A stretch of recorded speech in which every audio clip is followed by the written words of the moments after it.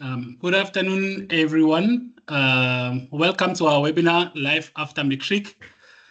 I see quite a number of people are still joining. We have about 100 people registered for this webinar, but we're going to start maybe within the next minute to allow people to join, and the rest of the people can join us along the way.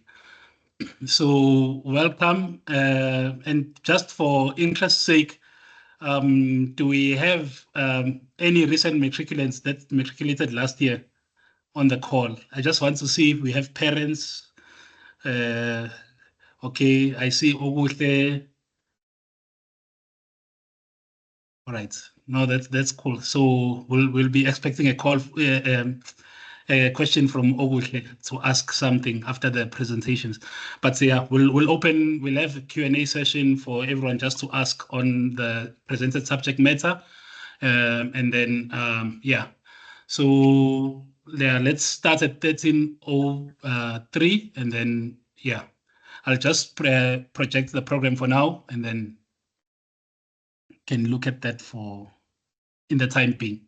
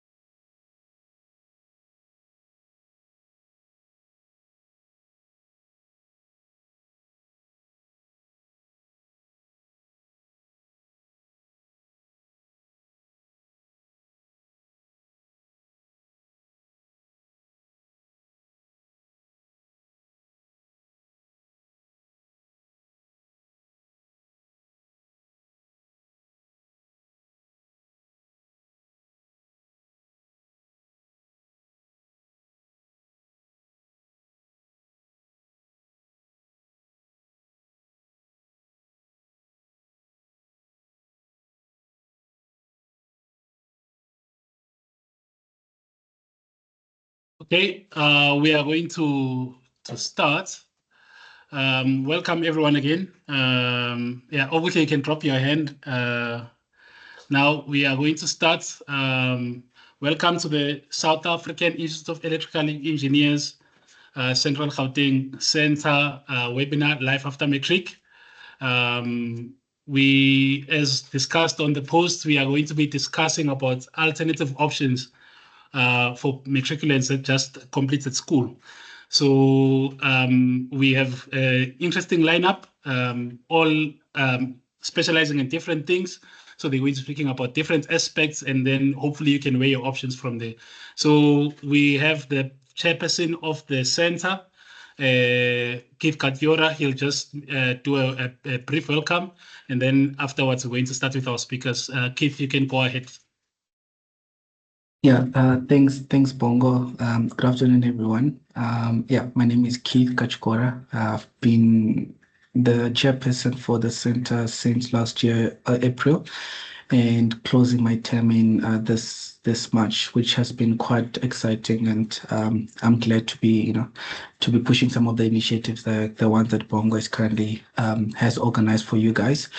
I think just a brief background of the institute. So we are a membership-based institute. So we cover electrical, electronic, telecoms, computer engineers, technicians, technologists, all of the trade skills. So as per the common misconception that this is only for engineers, so we do kind of cover almost everyone across different sectors. So not just NTCSA, but banking, management consulting, and then also telecom. So and I think that's also that's advantage of the institute itself because of this diversity. We basically offer different assistances or programs that we tailor for our members. So for the students that are going into university, your membership will be free. And within your different institutions, what we typically do is we have chapters that kind of run some of the initiatives, so they get budget for activities that can be used to kind of bring in industry. And then for the young professionals, once you graduate, you then have a standard membership fee that I think for some of the large corporates, they actually do get paid on behalf of the members by their company. So there's that offering. There's also quite a bit of a benefit in terms of the tax rebates. What's also quite important is that because of the age in which the institute has been available, we have quite a lot of senior leaders, senior expertise that are in industry.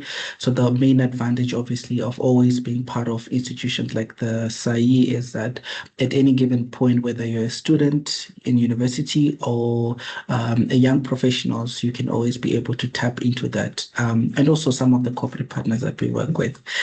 And then I think in terms of just what's going to be spoken about today, I think, if I reflect at myself and my career and where I've kind of gone, what is always going to be important is the importance of building a community at any given stage of your life, especially after matric.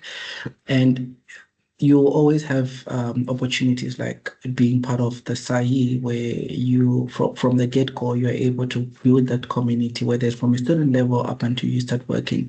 And that's always something that has always been able to ground. I think a lot of people, I speak for Bongo, we've known Bongo right after university, and a lot of the people that we work with within the institute right now even started from first year at the different institutions. And, to be able to see where they're going has been quite great. And I think that's also a testimony of what's important about building that safe community.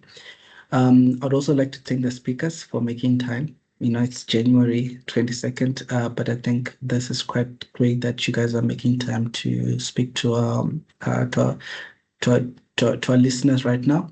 And then if any questions with regards to the Institute and what we offer, please do reach out, or you can always reach out to Bongo. You're in good hands with Bongo. So thank you. Thank you so much, Chairperson. Let's keep Katiora. Welcome everyone once again. As the Chairperson has gave us a background in terms of the institutes. So for the proceedings of the day, I shared it earlier on for those who were on the call earlier, but I'll just share it once again for the benefits of everyone. So we've had the opening, and then we're going to have our different speakers speaking, and then take a short Q&A session after each speaker. So we have Kefilwe Bopape. She's the Managing Director of Life After Matric. And I've shared widely on social media and all the spaces in terms of the projects that they run. So I wouldn't want to waste her time in terms of like what she has to share with you guys. And Kefilwe, you can go ahead. Thank you so much, Bongo, and thank you for hosting this wonderful webinar. Am I audible enough? Yes, we can hear you, Kefilwe. All right, thank you. My name is Kefilwe Bopape. I am from the organization called Life After Matric. We are physically based in Hammanskraal, which is a part of Pretoria, but we also operate online. I will be speaking today under the theme of preparing for life after matric and why is it important to prepare learners, or to rather motivate learners to understand the steps they need to take after matric. This journey is extremely important because we realize that most learners come into grade 12 with no idea of the application process, with no idea of the career paths that they can take, or even options. Starting from 2022, there has been a large publication yearly, especially in January, that highlights that the number of universities we have in South Africa cannot really absorb the number of learners that graduate grade 12. So that ultimately creates a bottleneck. We also know that we have TVET colleges available nationwide. Still, there's a limitation when it comes to that because there are already learners enrolled there. There are learners that were on gap year the year previously, And so every single year, there's just a large number of students that need to be absorbed into the FET institutions. So what we do at Life After Matric, we visit education institutions around Hammanskraal, and we also host workshops online where we talk to learners from grade 9 up until grade 12. Our intention is to make sure that we prepare learners as much as we can. Some of the things we discussed to start with is career path, where we look at the different careers that you have. For example, when we look into the Faculty of Maths and Science, we will talk to the learner as to why they chose those subjects, what career path do they think they want. We will then be able to show them a couple of videos or invite other students who are in the same path that they will come and share their experiences. What that does is that the learner would then be able to know for sure if this is something that they like and that's something they would really want to pursue going forward. We also are very intentional in assisting learners to at least have 3 options, because we know that sometimes as you apply to a university, your first option might be rejected and you are accepted for your second option. So we encourage learners and parents to take time to understand their skills, to understand their talents, their interests, their passions, because having to spend the next 3 to 5 years at a university pursuing a career that you're not interested in can be psychologically damaging. So we really spend time with learners and parents as much as we can to try and advise them on what career path a learner can follow. Some of the things we had to notice is that when a learner goes into a university or Life After Matric, the first year, there's a high rate of dropouts when they go to university. There's a high rate of suicides. There's a high rate of psychological and emotional pain that they go through. So we are ensuring that at least when a learner goes, they know what to expect. Most of them don't have the luxury to visit their institutions during the year or at any point of their high school. So they will get to that life on the first year of their graduation of matric. They will meet new people there. They will be exposed to a different environment, a different language, and just a different way of doing things. So we are ensuring that when they get to that area, they understand that they have access to us, first of all, people that they know, and they also know how to access people on campus. That would be either their mentors or tutors or just the assistant that the campus would have prepared for first-year learners. Secondly, we know that we have TVETs that are available nationwide. We advise learners and parents to understand the skill set that a learner has. We know that in South Africa, once you graduate grade 9, you are able to pursue your TVET qualification. So when you see that your child is struggling, especially with pure maths and other core subjects, but they're very good in other things like with their hands, or maybe they're good with a particular skill, we encourage parents to not leave their children to be in the school and be discouraged because they will keep on failing, but rather look for options that will benefit your child. Go around to your TVET colleges, ask around what options do they have so that your child can be a better fit and can enhance their skills and then find a better employment. We also work very closely with universities around. We work very closely with other entities that promote career paths. For example, this year, we're anticipating to host one at Jubilee Mall that is targeted at people who come there. There's like 3 to 4 high schools around the area where learners from grade 11 to 12 can join us to understand more about life after matric. Bongo, you let me know when my time is done. Lastly, I think I will just touch on the issue of financing and application fees. We encourage parents to really pay attention to that, because what we realize is that when learners are in grade 12 and they have to apply, first and foremost, they are unprepared completely when it comes to application fees. There are institutions that don't need that anymore. You can apply for free online. Some still require you to pay the fee. And there also has to be an understanding on how to calculate your score so that you really apply for something you qualify for.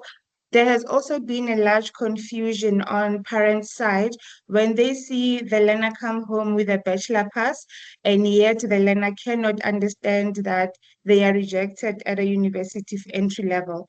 So when we speak of preparing a learner for life after matric, those are the conversations we have with parents and learners to understand what is the outcome of your matric results. What does it mean? What do you qualify for? Where can you go to apply for funding? Where can you go to apply for opportunities that match your skill set?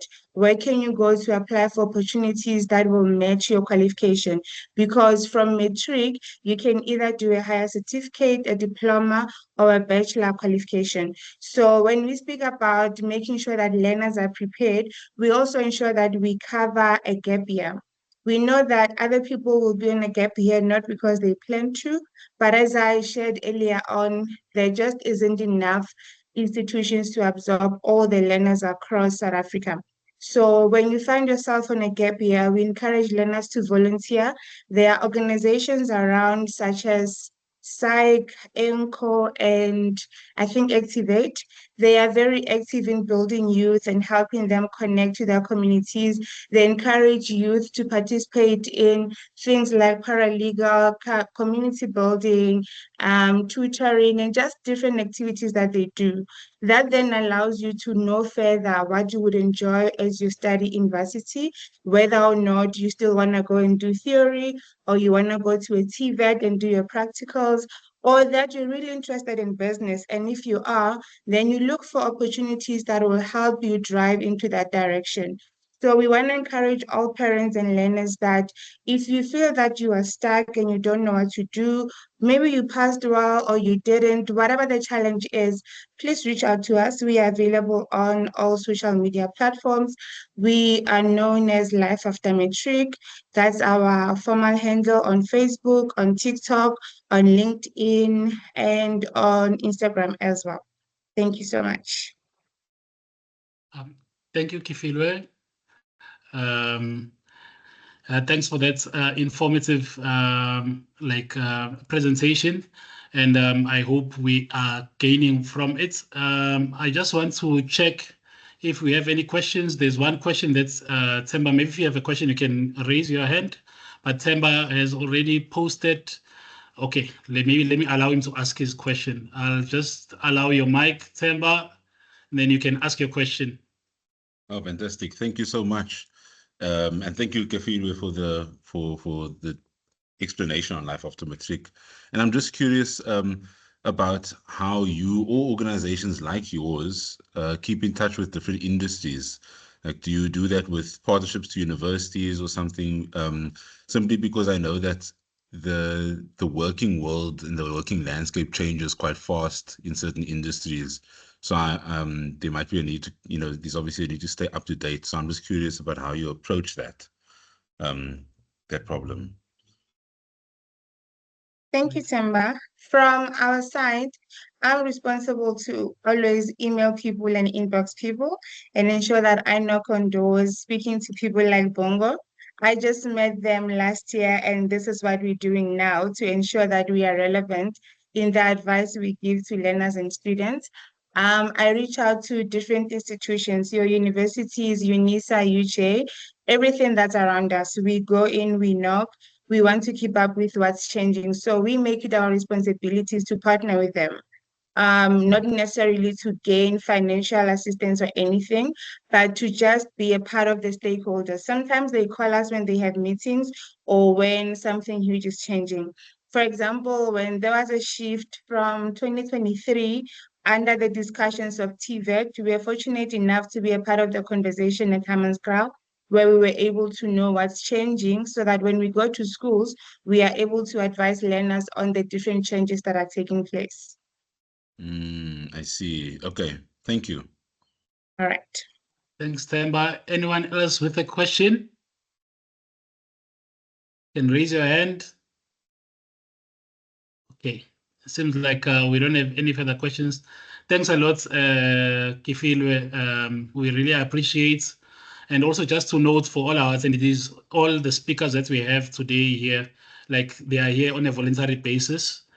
So they volunteered their time to prepare to come and share these things in order for us to build our community. So clock it for them. I learned this from 2Ks over the December. Clock it. So we are going to move.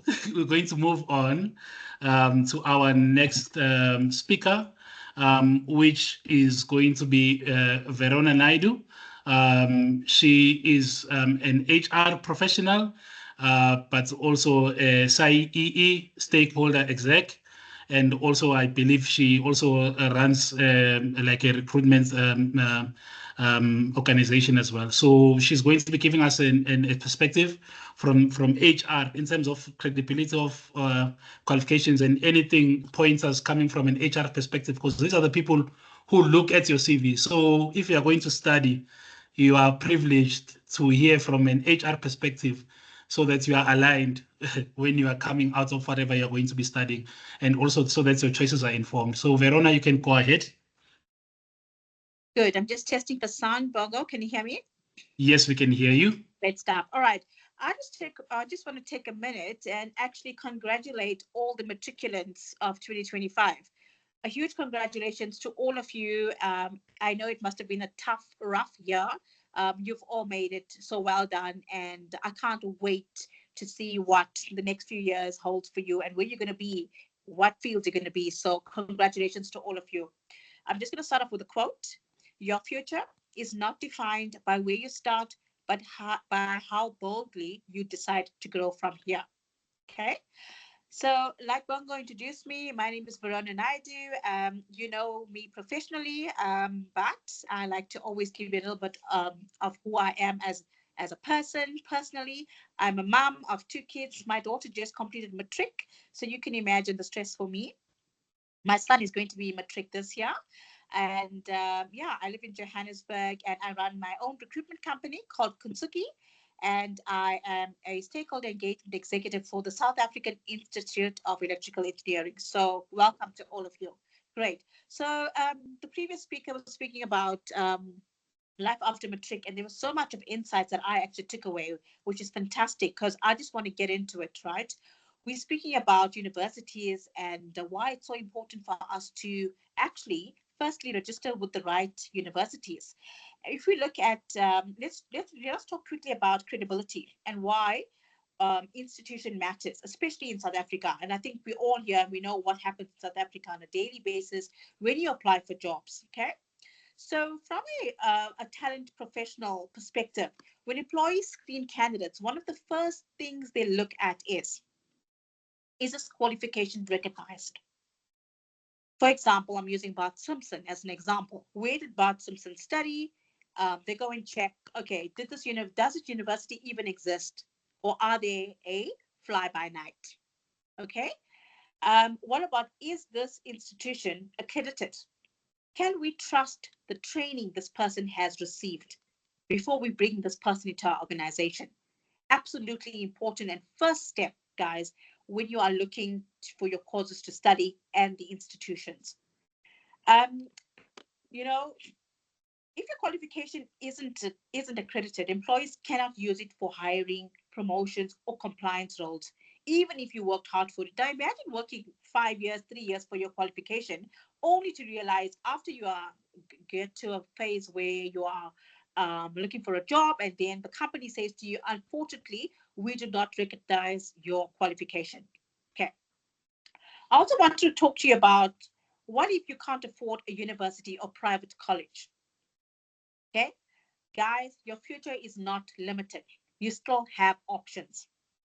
Okay, we're going to speak a little bit later about TVET. Okay, we've got TVET colleges. They're affordable, accredited, and respected by employers. Learnerships. You study and you earn a little bit of money. Okay, apprenticeships and artisan pathways, especially strong for technical careers. Okay, then we have the short online courses not always accredited, but great for building skills employers love. So let's just say, for example, you're at a phase where you don't have any money to study at the moment, and you want to work and then study. All you have to do is go online and look for some free short online courses, and whether it's like a week course, a day course, a month course, and get that added to your curriculum or your CV or your LinkedIn profile as well. Okay. And then I want to talk to you about how do you protect your employability? Okay. How do you make sure you know what to study? How do you know what's in demand? And that is where your researching comes in. Okay. For example, if you want to know what are the latest skills, right, in demand, and we're talking about engineering. Okay, let's start with engineering. Engineering and technical, we can even look at artisan skills. Okay. Now, South Africa has a major shortage of engineers and artisans, especially in the mining engineer infrastructure. Okay, we're looking for electrical, civil, mechanical engineers, electricians, millwrights, fitters and turners, boilermakers, welders, and so forth. All right. Now, that's just one of the avenues. Why am I talking about this? It's because you need to do your research before you can start studying or going to a university and say, hey, I want to do mechanical engineering. Is that a demand? Go back and do your research. Okay. Again, is the provider accredited? And then what jobs can this qualification lead to? If I study in the electrical field, okay, are there enough jobs in South Africa? Are there enough companies in South Africa that are employing? Do I need to find a job at home, or do I need to find a job abroad? Okay, and then are there graduates from this institution that employ? So, for example, let's just say, for example, UJ. Okay, do companies come there and employ graduates? How does it work? Find out about the institutions. What can you get back from there? It's not all about going there to study. All right. Then we're talking about your digital. Now, everybody knows about AI and digital, okay? Employees do want you to know a little bit of digital. The first thing that always comes to my mind is you guys are the generation that kind of know it all, okay? You guys are out there, you know technology, social media. You need to know more about AI and what that means for CVs.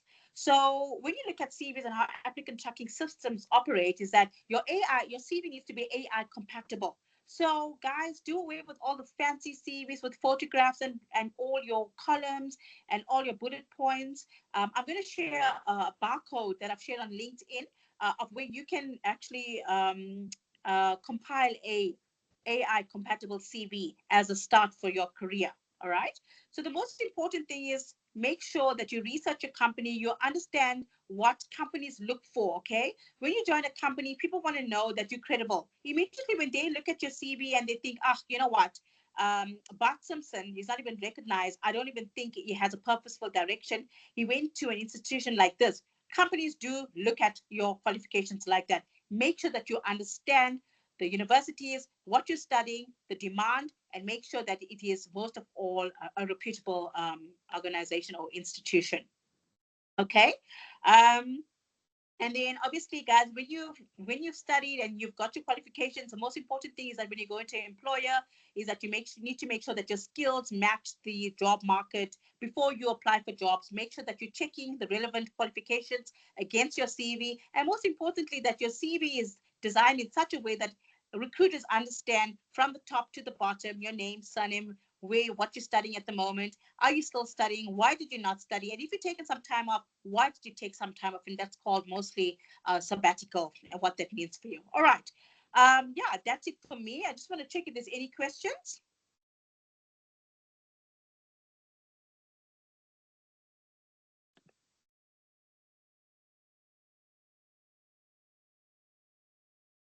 Okay, it seems like there are no questions. Okay, Bongokuhle, I will give you a chance to speak.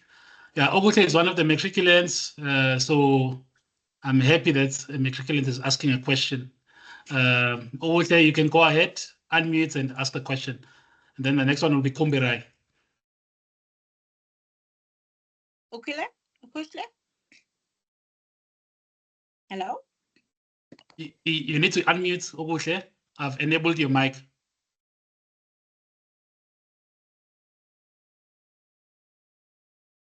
It seems like you're having a challenge.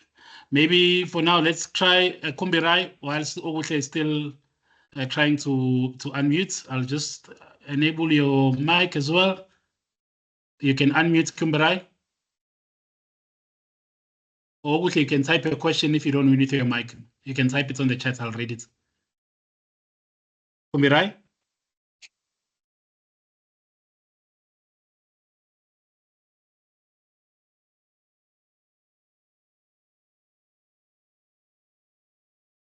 Kumbirai? Seems like there are technical challenges.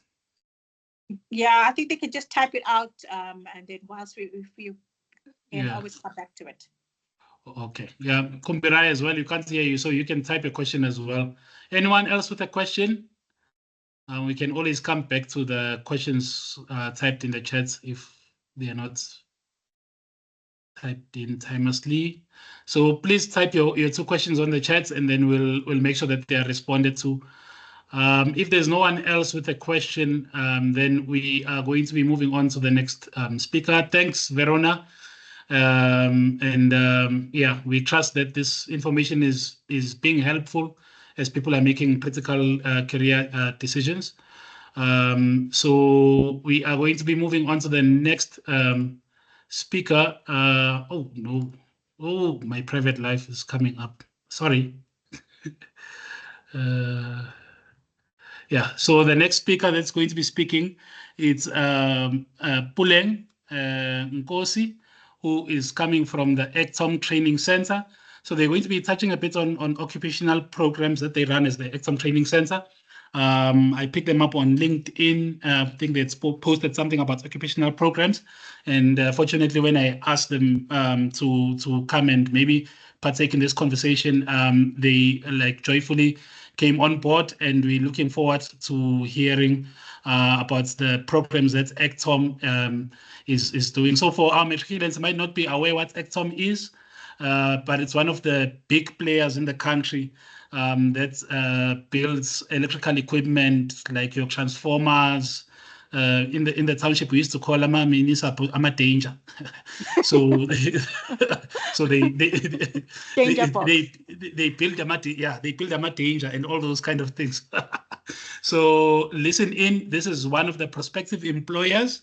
So listen in into what they look for, what programs do they run, if there's something that maybe aligns with your skills, and so on. Yeah. Puleng, you can go ahead, sis. Okay, thank you so much for the invitation. We as ECTOM Training Centre are excited to share this platform with you. We would like to thank you for the opportunity for us to share our thoughts on today's topic, which is life after matric. Before I get into the occupational program, I would like to share a few things about the choices that the learners need to be able to make. Today, I would like to talk about a few key areas: the importance of choosing subjects, the difference between legacy qualifications and the new occupational program, the scarce and in-demand skills in our country, the initiatives that the government is making in technical training, and the role that we as ECTOM Training Centre play in developing our future workforce.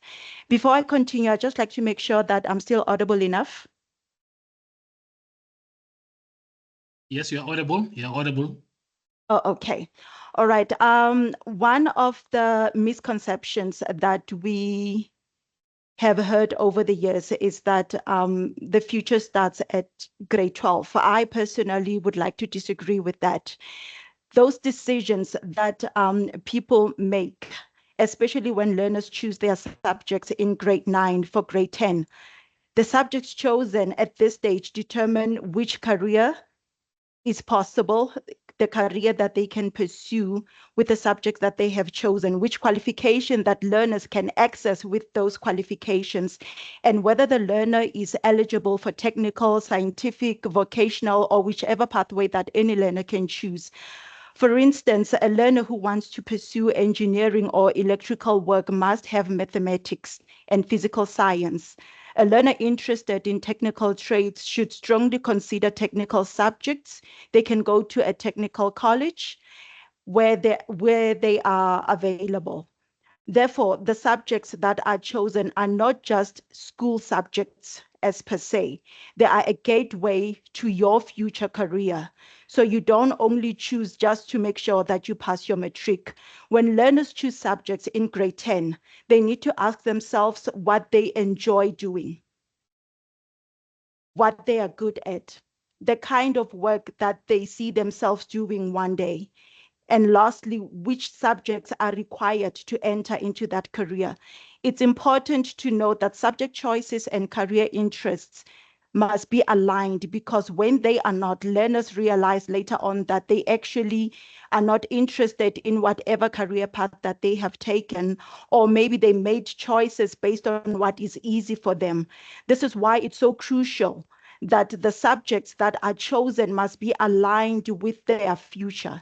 So my advice for the learners is to speak to the teachers, the career counselors in communities, go to training centers if you want to pursue a technical trade, or ask somebody who is already working in that field. Ask that person what they had to do in order to get into that career path. And then the next thing that I want to talk about is everyone who wants to do technical trades, they are more than welcome to make an appointment at the training center, speak to the trainers directly, walk through the workshop, see the environment where the training actually happens. This gives learners a real understanding of what the work looks like, whether they will enjoy working with tools, machines, equipment, and what skills are required in real workplaces. Seeing the environment early helps learners make informed decisions. Like the previous speaker said, Kefilwe, that not all learners have the opportunity to go to technical colleges, to go to universities, or even come to the training center if you want to pursue that trade. However, I would advise that try to make time to go to such institutions, see what they are all about, see yourself working there, because sometimes what you think you can do is not actually what you want to do or what you will be prepared to do. Because at some stages, we've had learners or apprentices that actually quit along the way. They realize that this is not for me. I never planned for working with machines, having greasy hands, and working in harsh conditions. Some of those harsh conditions, when learners are being taken to where they have to work at sites or at the mines. And then the legacy qualifications versus the occupational programs. The legacy has phased out. This is due to the technological advancement that has been introduced over the years. So the government and all other relevant stakeholders have introduced the new occupational program, which is what I would like to emphasize more on. So to address the technological advancements, the new occupational qualification officially came into effect on the 1st of July 2024. The minimum requirement, according to the QCTO regulation, it's grade 9 with pure maths. However, as ACTOM, we prefer to take learners from grade 12 with pure maths with an average of 50% mark. So this thing of 30% being a pass mark is really, really not going to work, not only as a company, but also as an individual. When you strive for 30%, why are you limiting yourself? What kind of leader do you want to be? So these qualifications are job-specific, industry-driven, and structured as a clear pathway from start to finish. This program, the new occupational program, consists of 3 integrated components. First is the knowledge component, what you must know, which is your theory. Practical skills, what you must be able to do, which is the application of the theory that you have learned. And then the last one is the workplace experience, where learners are placed at different companies for their on-the-job training to be able to gain knowledge and experience in a real environment. It's, in simple terms, learners are not just taught, they are trained to do the job.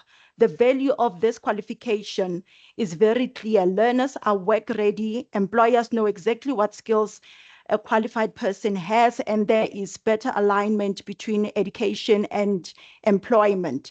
This whole program benefits all stakeholders, learners, employers, and the economy as a whole. So your decision that you are making when you choose your subjects also impacts the country as a whole. So it's not just what you want to do to get rid of the subjects that you don't want to make.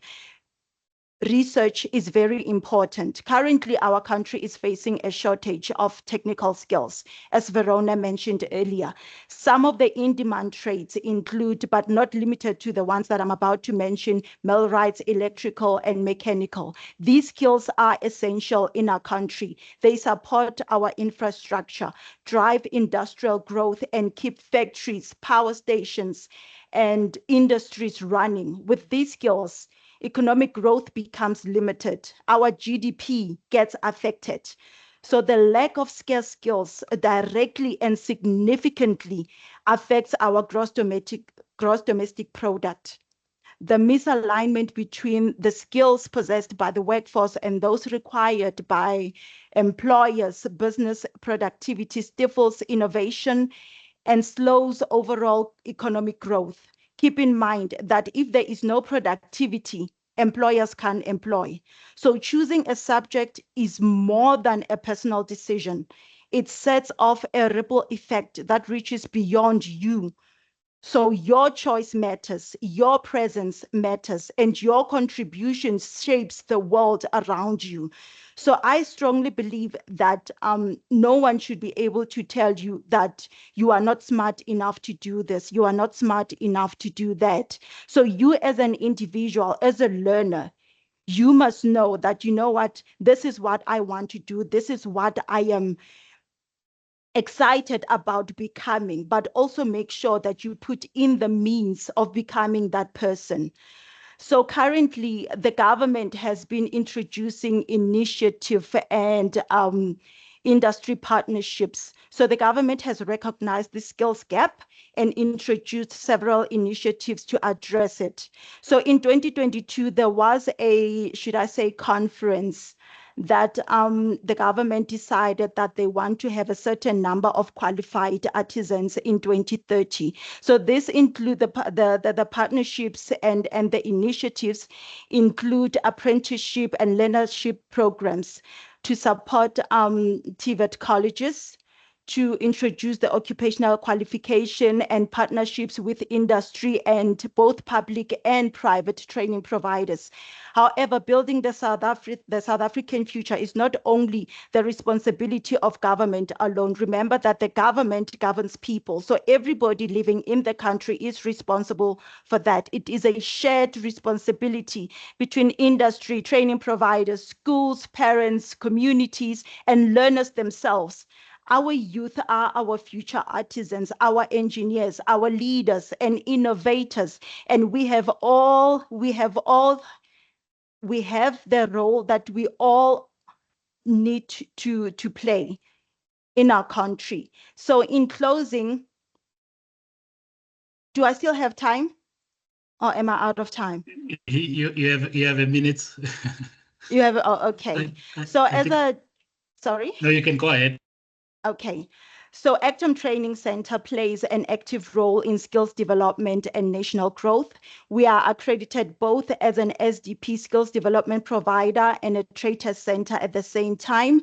We are accredited in training electricians, mechanical fitter antenna, millwright, and metal machinist. We are also in the process of getting accreditation for boiler making and welding. We offer basic and occupational quality training at our facilities based in Driehoek, Germiston.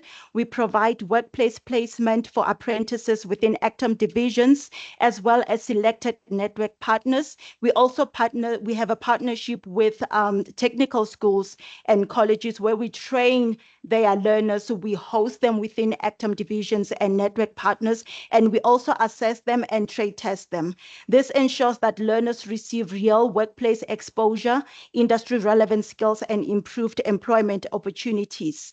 I mentioned 3 components of the new occupational qualification earlier. The knowledge component is done in our classrooms. We have designated space within our workshop to do the knowledge component. We have practical component where apprentices do their practicals in various machines according to their respective trades.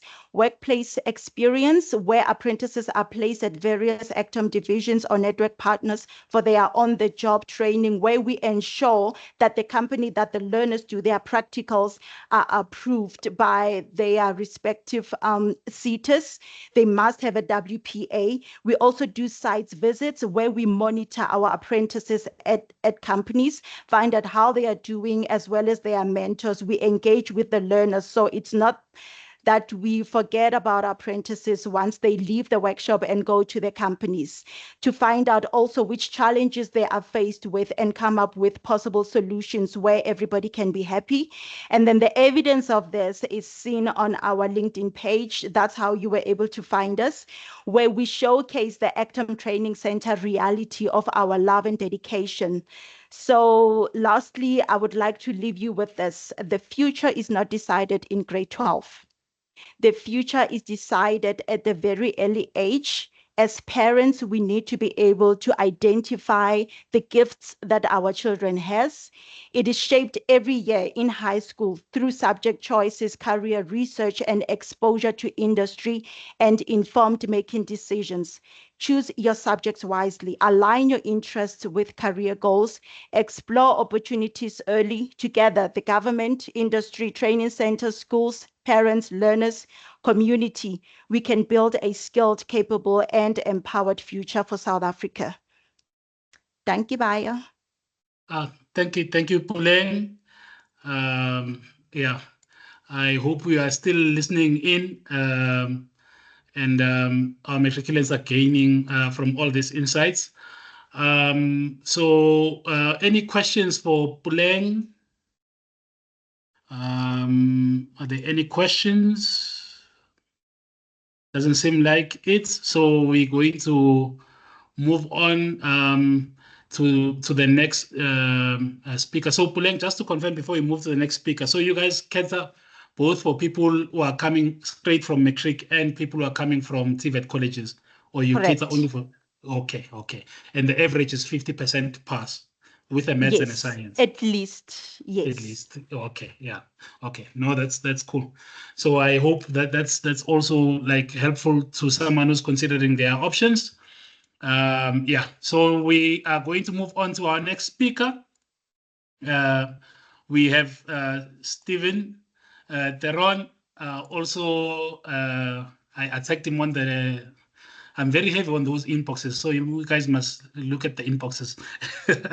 I saw him posting something about TVET colleges and occupational programs on LinkedIn, so I thought it would be good just to hear in about TVET colleges. And the nice thing, I didn't know he is also an alumni and is a technical person, and he'll probably tell us about that as well. He's the CEO of GoPro Consultants. And yeah, we will hear more from him. Stephen, you can go ahead. Thank you, Bongo, and thank you to the previous speakers. You have covered basically all the most important elements. And the focus today from my side is basically to promote TVET in particular, and to make TVET the first choice. So just basically, as I was introduced, I'm a qualified plumber by trade, and also a TVET consultant that consults right through Africa and South Africa. I do capacity building. And my main aim is to capacitate lecturers and make sure that the students who leave college after the duration there is both employable or alternatively equipped well enough to be able to become entrepreneurs and start their own businesses. But like any good presentation, it's always good to start with a quote. And this quote was literally made a day or so ago at Davos. For those who are not familiar with Davos, Davos is the World Economic Forum, and all the leaders of the world is gathering there in Switzerland. And the CEO of NVIDIA, that is a company that makes chips for AI systems, he made the following statement. Plumbers, electricians, and construction workers are going to be able to command six-figure salaries thanks to the demand to build data centers that run and train artificial intelligence. He said that on Wednesday, which is yesterday in Switzerland. So it's quite a relevant quote. But now I want to speak specifically to the matriculants that's here.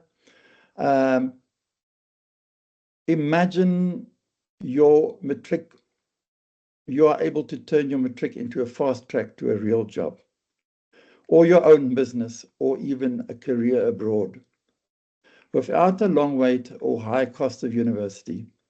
That is the power of TVET in South Africa. TVET colleges gives you a hands-on skills and high-demand fields like engineering, IT, agricultural, and green energy economy. And that is exactly what employers are needing now. If we refer back to the quote of Jason Wang, there is so much demand. One of the previous speakers mentioned the big shortage of engineers. So the opportunities are there. And with South Africa's very low employment rate, I mean, we have a percentage, it varies from 45 to almost 60%. It is very, very important that our students spend the time that they have very effectively. And in the end of the day, it is something that will create employment for them or turn them into entrepreneurs that will create employment for other people. I know there's been a lot said about bogus colleges. Please do your homework before you send your children anywhere. Make sure it's accredited. So many parents get caught. The advantage of public and even private TVET colleges is, I know specifically public TVET colleges, we do qualify for NSFAS funding. And to industry, I want industry to also step in, and especially when it comes to work placement. You can, you heard now from the previous speaker, Puleng, thanks very much for that very detailed information that you shared with us, that there is a workplace component. And one of the biggest challenges colleges have is to actually get a good quality workplace experience for the student. But the main aim is once they've done this qualification, which is basically a competency-based qualification. So just to recap, it's where the old qualifications used to be, you spend a year at college and write exams, and then after 3 years you do a trade test. Now each competency is actually going to be evaluated, which actually makes them even more employable, and they're able to walk straight into the workplace. So I want to reiterate that TVET isn't a second choice. It's the smart choice. Matriculants, explore it. Parents, back your children into careers and in TVET, and there is such a big demand. I can't even speak for hours on it, but my time is running out. And my last word is for industry, partner with it, and together we can turn potential into progress. Thank you very much. Thank you, Stephen. Thank you for a short and precise presentation. And anyone who has questions for Stephen, so whilst we're still waiting for people who have questions to maybe raise their hands. So for me, I'll just want to raise a question with you. So you said competency-based training doesn't necessarily need for you to complete the whole program to go into the industry, and you can be tested on that competency and work into like, so what does that mean? So like previously someone would do N1, N2, N3, or I think there was what was called NCVs. And then after that, they would be eligible to go to a company and do a trade test for about 3 to 4 years, and then get a trade test and then be taken as an electrician or something like that. So with these changes to occupational programs, what are we looking at? Yeah, so basically what happens is, I'm going to use it as a hairdresser as an example, is there's very different markets for hairdressing. If you walk in the township and you walk around the corner, there's a hairdresser that can work with the hair, but he doesn't necessarily have elevated up to a higher level. So even in plumbing, it's becoming modular. So you can finish a skills program, which makes you employable immediately, and then as you improve, you can add it up to the full qualification. But in the past, you had to physically spend 3 years at university. And firstly, the cost of spending 3 years at college. So we are moving away from that. But there's also a big movement towards micro qualifications. So if you are trained in a specific qualification, you can do micro qualification, which is all accredited, but you add them on slowly and to change your direction. So I think the big message is it's basically lifelong learning. You continuously learn, but the opportunities are there. Well, thanks for that. And just to add on that is also distance learning. So there is a lot of courses. I saw FalseBuy recently advertised on LinkedIn. There's a lot of online courses as well for people that wants to study at colleges. Doesn't always have to be physically at the college itself. Oh, maybe if you can share that link on the chat if you have for I will example. Do that. All right. No, that's good. Mr. Sbusiso Dube, I've enabled your mic. You can ask your question. Am I audible? Yes, you are audible. So I just have one question. I just finished my matric and I got lucky to be an apprentice at ESCOM. So I just need an advice because I've got no purpose. I just got lucky and I just need an advice. What would you advise me to grow? Because now I just registered at UNISA, the diploma in electrical, and I'm just flowing, like I don't have the purpose. Like what things should I do in order to grow in the industry? Okay, so you want to take a bite on that, Stephen? I think maybe you are more qualified than I am. But Sibusiso, if I can give you advice, begin with the end in mind. Okay. So you've got the foot in the door now, but envision yourself once you are qualified as a motivator. And you must know exactly where you're going to. If you're not entirely sure of what the work entail, go and shadow somebody. It's also an opportunity to get into contact with employers.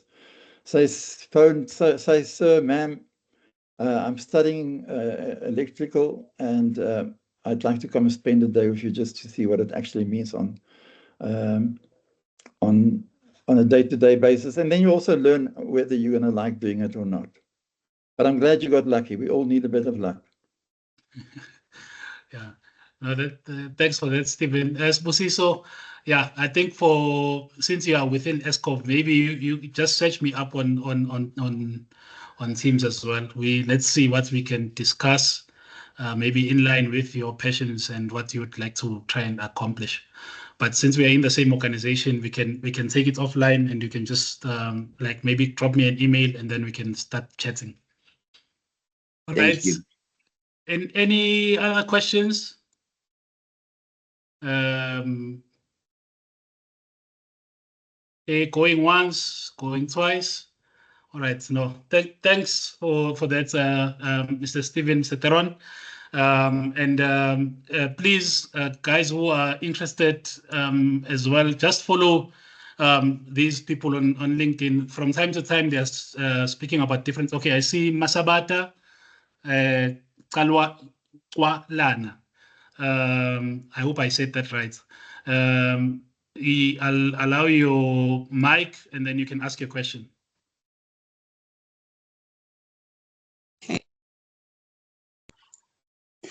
Hi, everyone. I apologize for raising my hand late. So first of all, I just want to thank all the speakers. So I really feel like what you guys are doing is very important, especially for our youth who don't necessarily have access to this information.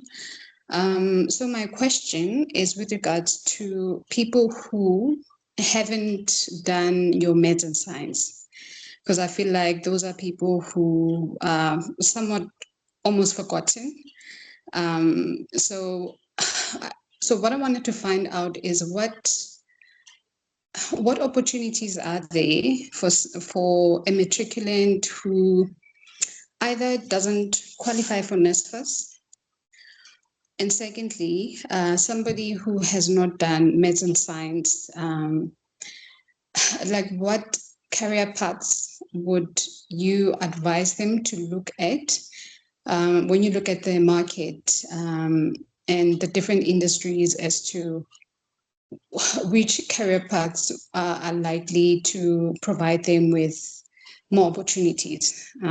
So if that makes sense, I guess. But yeah, I think my biggest concern is regarding a lot of youth that we see around us who aren't academically gifted or who haven't had access to a certain level of education as others, and they are somewhat almost forgotten. And I don't know if there's anything available for them as well, but I feel like maybe you guys will have some insight. Okay, let me see if our panelists who can answer you. Verona or Kefilwe, you can go ahead. And then So thank you for that question. I think it's so important and relevant as well. So if you're looking at careers that you can choose that do not require maths and science, my understanding would be careers such as business and administration. So more your communication type of roles, office admin, reception, HR assistant, call center, customer service roles. That's a big business and admin. Then you look at creative and digital. You can look at going into the creative space, graphic designing, social media management, digital marketing, content creation. And then also what's huge is hospitality and tourism as well. Not just for South Africa, but abroad as well. Hotel operations, event management, travel consultancy, restaurant service. And I think, what's so important is that, guys, the previous speaker was talking about where you can have the opportunity of opening up your own businesses, not necessarily in the technical field, but also in the creative field or hospitality. You can open up your own events company, your own social media company, content creation company. All right. We're looking at retail and sales, your sales consultant, cashiers, merchandisers, and then obviously,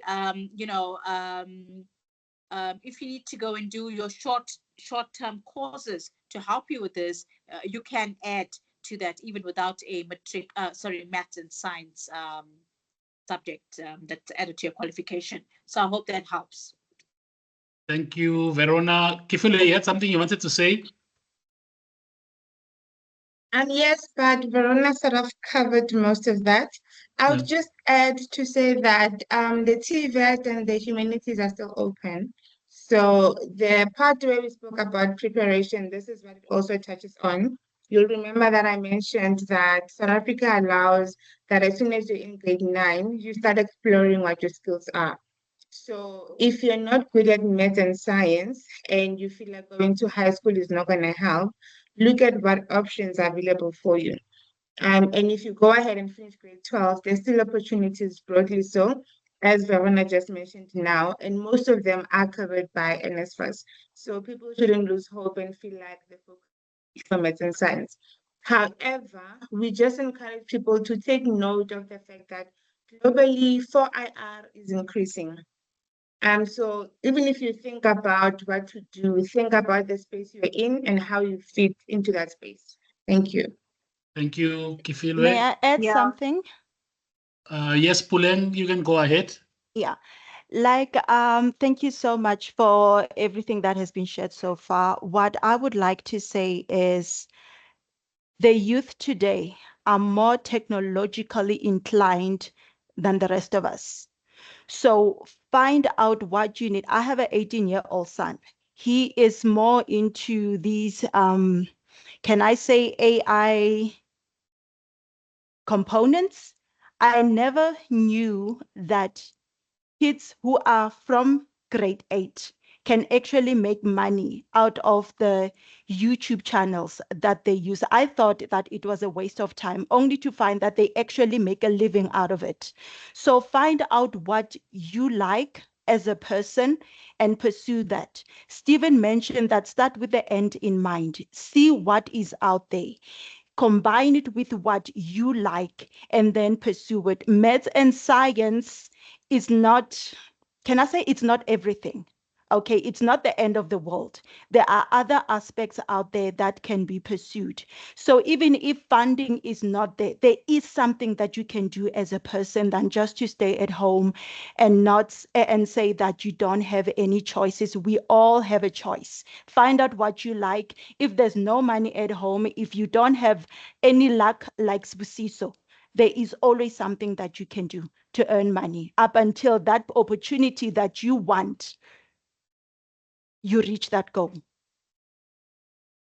Thanks, Puleng. I'll give Marlene as the last person so that we don't run too much over our time. And then I'm going to close. Marlene? Bongo, I don't have a question, but I thought I could add something to what's already been said in terms of just providing some guidance.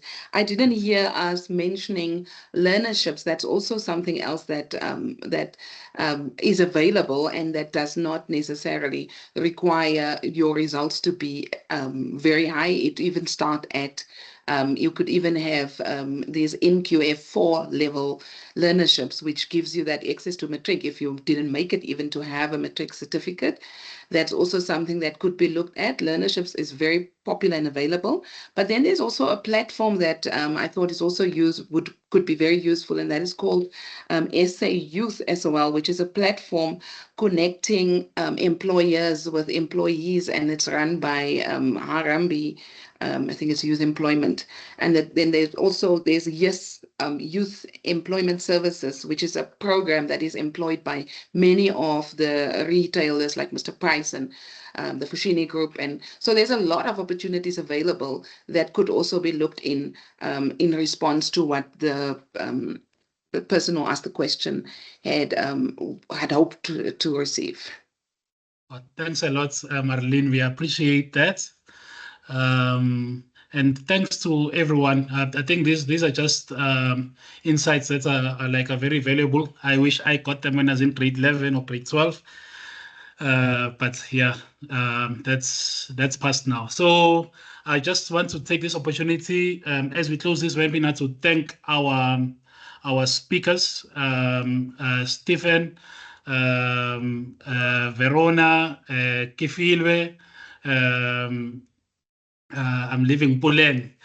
Thanks for making time to come to this webinar. To all our attendees, thanks for making time. And one thing I just want to leave with everyone, like there are so many options like that one can explore, and one maybe that I was hoping we're going to touch on, I just didn't get a guest for them. It's upgrading.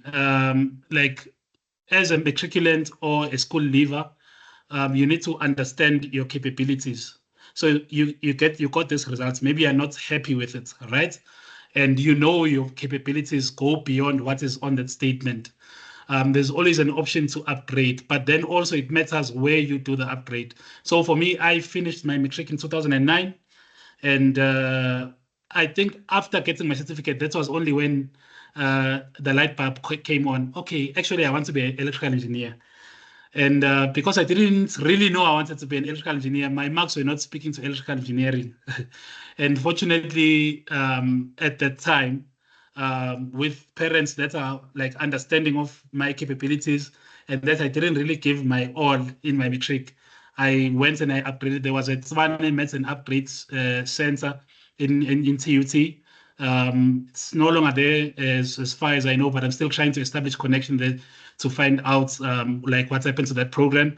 But the one key thing, if you are looking to upgrade your matric results or anything like that, is to try find a center that is registered with the Department of Education, so they have an exam center number, and you will rewrite your CAS mark. It was called CAS when I was in matric. I'm sure it's called something else now, but it's basically your class mark. So you rewrite your assessments and then write your final exam at the end of the year.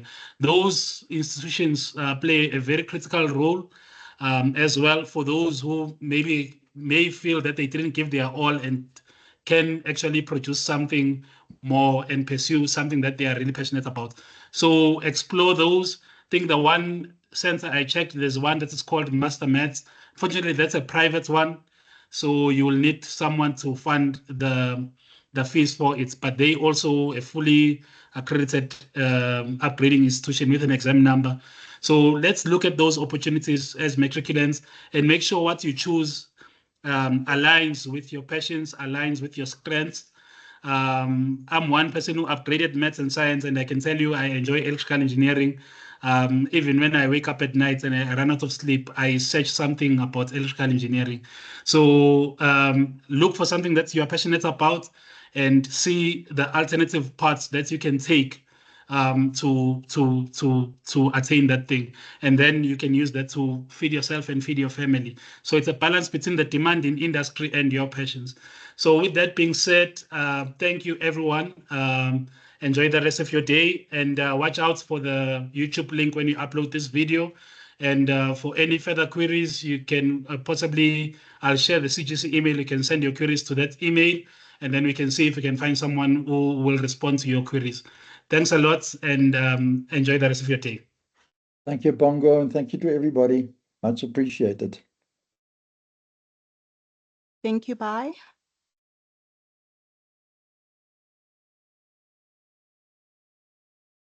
Bye.